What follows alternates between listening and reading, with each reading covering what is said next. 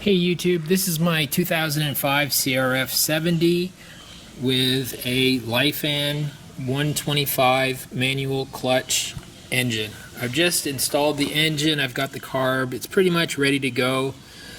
Still working on the throttle. You're going to have to change the throttle cable, and obviously you're going to have to add a clutch cable, but all those things are simple.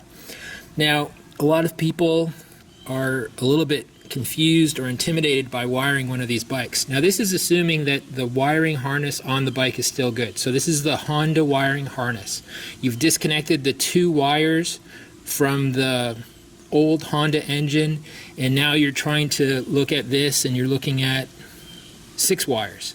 Really, 3 of them are important. The other ones are for a charging circuit and a neutral indicator light, but really these 3 wires, and actually it's not even 3 wires, it's just 2 wires. The green is a ground. Now the engine actually grounds to the frame, so it's kind of redundant, but you can use it if you want. So you've got these 2 wires. Now one is a voltage wire and the other one is a signal wire. So the voltage wire from the coil is black and red, and fortunately there's a black and red wire on the original Honda wiring harness. The other one is the impulse signal, so it tells the CDI when to fire to the coil. So from the LIFAN engine, it is the blue and white, and the blue and white connect to the blue and yellow on the Honda harness. Now, I don't have the right connector right now, but I'm going to cheat. I'm going to use a nail.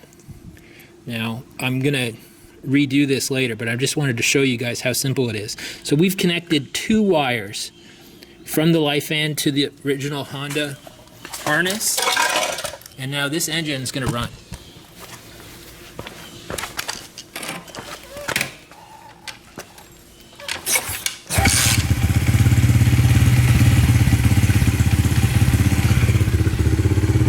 And it's going to turn off. How about that?